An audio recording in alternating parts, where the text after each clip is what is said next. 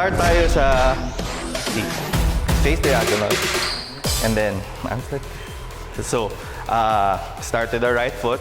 1 and 2 and tapos 3, 4. One more. 5, 6, 7, 8. 1 and 2 and 3, 4. Next, from here, we go 5 and 6 and 7.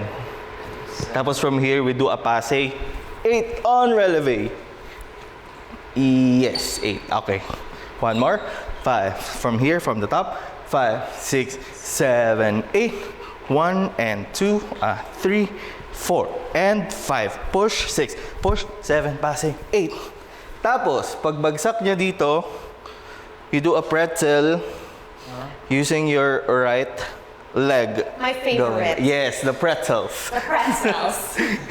So, from here. Episode 2 si ate From episode 2 pa lang, nagpa-pretzel ka By na. the end of the season, expert na. Expert pretzel. pretzels. Yes. The pretzel queen. Oh my God. So, from here, pretzel tayo using the right, going to the back. So, go. Alright. That's 1, 2, 3, 4. And then we stand on 4. And then, next. From here, yung step natin ay cha, cha, cha. Yeah. Ang hands natin ay mag-open lang siya. Open, open. So, mag-pretzel tayo ng 7, 8. Pretzel 1, 2, 3, 4, 5, and 6. And then we do a passe again. 7. 7, and then step left, and then step right, and. So, that's a 7, 8, and. Yes. So, let's try from here, after pretzel. So that's 1, 2, 3, 4. 1, 2, 3, 4, 5, and 6, 7, 8, and. Yeah. Let's try from the top. Ready? 5, 6, 5, 6, 7, 8. 1 and 2, 3, 4, and 5. 6, 7, passe 8, and 1. Pretzel 2, 3, and 4, 5, 6, 7, 8, and next. Okay. From here,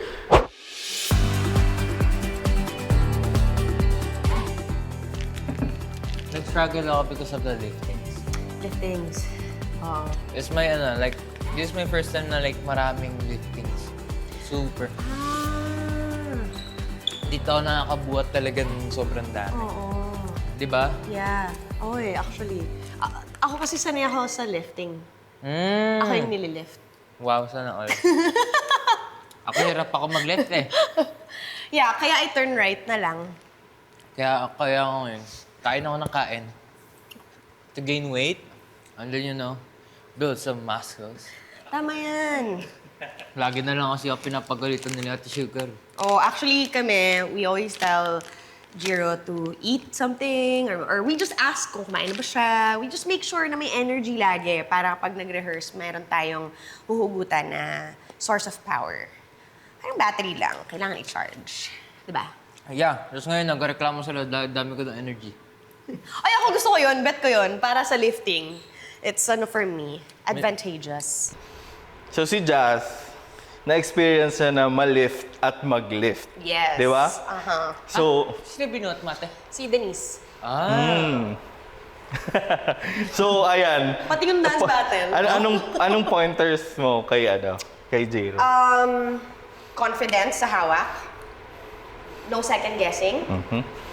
And if alanganin, wag ituloy. Yes. Call it off first. So Yeah. maraming kaming times ni Denise noon na Na ganun. parang mamark muna namin, tapos pa-perfect muna namin yung lift bago namin gawin na full out sa run. Yeah. Para walang injury. Yeah. And Very important. yeah. One thing pa, ang alam ko, trust the one na magbubuhat. Yes. Actually, you trust each other. Each other. Yeah. Trust mo yung binubuhat mo, tas yung binubuhat mo, ito trust ka din niya. Na ma-execute. Tapos lagi kayong mag-uusap dapat. Yeah. If kunyari sa run, wag muna natin gawin or gawin natin para clear siya yung communication. Yeah. Para walang aksidente. Yes. Kasi yun yung ayaw natin mangyari. Yeah? Kasi isa lang yung body mo. Paano pag, di ba? our only instrument. Hirap, mahirap. Pakita natin yung yung mga complicated lifts for this piece. Yeah, Okay, for so this pairing. yung start natin. So Jiro, can you come here in front? Kawawa ako dito. Tapos, Ako pa na- just sa likod. Yung ano na to, patakbo siya dapat, pero wag muna natin gawin Okay yung po. patakbo. From here. So, Jiro, hips, hold the hips dito. Ande. Sige lang. Yes. And then yung isa sa ilalim, sa legs. There. Tapos ang gagawin mo lang, if i-flip mo siya, tapos sasakay siya dito sa shoulder. Okay? Lang ending. Yes. And then just hold lang yung shoulder and then kick to flip. Tapos pag naramdaman mo nasa taas ka na, you have to arch. Yes. Okay, let's try. Ready? 5, 6, 7, 8, and up. And up. Good. And then bababa ka dito sa other part of the ano. Okay. And then leg down, hug lang. Yes. Okay. Yun. Yes, pero yung legs lang, dapat isa-isa siya. Okay. Yeah. Para magandang tingnan. So yung count niya ay 1, 2, 3, 4, and then down na ng 5, 6, 7, 8. Okay, so try natin. Alright. Sige, again, yung placement ng hand. Tapos, kick ka lang just pataas. Right kick. Push. Yes, right. Sige. Tapos ikaw, Jiro. Do I push yung... Yes. Push mo yung leg. Para ikaw yung magpapa-flip sa kanya. Okay. Yeah. Okay. Let's try. 5, 6, 7, 8, and 1. Ayun. Okay. Sige, down muna. Down muna. Okay. Sorry. Yeah. It's okay. So dapat, yung legs mo just, pag napunta siya sa likod, mag-arch ka agad tapos tighten your legs para maganda yung buhat. Yeah. Don't dangle your legs. Okay ha? pa. Para, yeah. Parang kung Parang, yes. Parang Superman. Okay po. Yeah. Okay. Ready? Okay. Try it again. 5, 6, 7, 8. Up. Okay. Wait lang. Tight. Lock your knees. Yan. Okay, down muna. Down sa likod muna. Down sa likod. Sorry. Okay lang ba? Sige, shake muna. Shake. Tapos yung dismount niya lang, so nakaakyat na, no? Yung dismount lang, just lock your knees. And Lock knees. point your toes always. And then, isa-isang leg. Pagka bumaba po ako. Yes. Tama. Tapos you're going sa other side ng... Your head goes here sa other side. Okay. Yes, tas hug mo lang siya. Tas go. Okay? So let's try the whole sequence. Alright. Ready? 5, 6, 7, 8. 1, 2, 3, 4. Down, 5, 6. Yun lang. Naka-bend. Naka-bend siya. Yeah, so Okay. dapat Straight. para siyang, para kang nag-cartwheel pababa. Yeah. Okay. Last one. Kaya? Last one. Ready? Feeling ko kaya na to. Kaya. Ready? Let's go. 5, 6, 7, and up. And good. And down. Leg. Naka-bend pa rin. Bend pa rin. Naka-bend pa rin. So, Okay lang ate, parang may tumulong din. Stretch ka yun. nakapag-arch ka naman. Nag-Cairo siya mag-isa.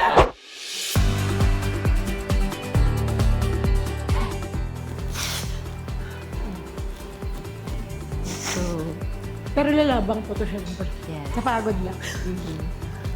And nag-work hard talaga si Ate Sugar dito. Pati yung ilik mata ko namubos na. Grabe siya. Ang dami ko nagdaanan talaga dito. Let's go, Ate Sugar. Okay. Kaya mo ito. Kaya natin to, okay? Kaya, di siguro dahil dire-diretso yung rehearsal, tas wala ring tulog, kaya siguro pagod lang. Ganyan. Pero kaya naman, inilalabang ko syempre ito, di ba? Kasi gusto ko to eh. So, ito yung gusto kong gawin. Siguro pagod lang talaga. So, syempre, ako yung lahat. Hindi ko naman pwedeng dahilan na, alam mo yun, yung personal ko, di ba? It's work eh. Yun lang. Lagi kong chini-cheer si Ate Sugar, ganyan. Support lang talaga. Parang hindi ko pinapakita na Kaya natin to, Super gagawin siya. nahihirapan ako. Kaya natin Kaya to. natin to, Ate Sugar. Kasi ang payat-payat niya, di ba? So, Kaya naubos natin talaga to, yung energy niya. Ganun din yung mga naging problema ko po dun sa ibang ka-team niya na mga K-pop. Na 12 times bago ko talaga ma-absorb yung pagod na sila. Sila una pa lang kabisado na nila eh. Alam na nila yung galaw, umaandar na agad yung katawan nila, tugtog pa lang, di na nila kailangan pang mag-isip. 5 and a 6 and a 7, 8. What up, Ate Sugar? Nakakalimutan mo yung and a wave and a wave. Eh ako po, pagod okay na sila, ako po magsisimula pa lang. So talagang maramdam mo rin yung effort nila tsaka yung pagod nila. Kaya kami sasabihin ko, huwag ka na lang gumalawa. Gawin natin lahat. Gusto mo gawin? Oo. Para ma-practice Pero natin. marking. Ito, marking muna. Marking muna Oh, to. sige. Timing na lang muna natin. Okay. Sige. Yung gano'n, yung na lang, step-step na lang sila. Ako na lang yung gagalaw. Kasi ako yung mas kailangan kong kabisaduhin yung step. Pwede tayo? 5, 6, patingin. Okay na kayo? Yes po. Okay ka na, Sugar? Okay po. Okay, ready? 5, Let's 6, go. 5, 6, 7, 8, and 1. 2 and 3 and 4 and 5. 6 and 7, 8 and 1. 2 and 3 and 4 and 5. 6 and 7, kamay, and 1. 2 and 3 and 4 and 5 and 6 and down. And now 1. 2 and 3 and 4, 5, 6, 7, 8. Okay, music tayo. Oh. Push lang talaga. Laban lang talaga. Hindi na to yung time para bumawi pa. Ano lang talaga. Siguro, mas pagka talaga, kailangan lang talaga ng pahinga. Pero dahil nga everyday talagang walang time. Tapos ako lang din sa bahay, di ba? Kaya siguro lang, nagiging emotional lang. Kasi hindi ko rin naman pwedeng pabayaan yung kids ko. So, bago ko pumunta dito ng maaga yung call time, inaasikaso ko muna sila, inaatid ko muna sila. Kasi syempre, hindi naman, yun yung first ko yung kids ko And yun, and kakayanin ko to. Alam niyo yun. Kasi gusto ko rin makita ako ng anak ko na lahat ng binibigay ko sa kanila, pinagpapaguran ko, tsaka nilalabang ko. Kanina nga, ginising, 3 a.m. nagluto na ako. Sabi ko, mga 6 mo na ako gising kasi 8 yung call time ko, anak, para mahatid ko kayo. Nagluto ako ng 3 a.m. Naidlip ako mga 2 hours, tapos ginising niya ako. Ang gising sa akin ng anak ko, Mami, gising na, pasok na kami, may exam. Nung nakita niya isa lang yung mata kong dumila, sabi niya, Mami, laban lang ha. Kaya siguro,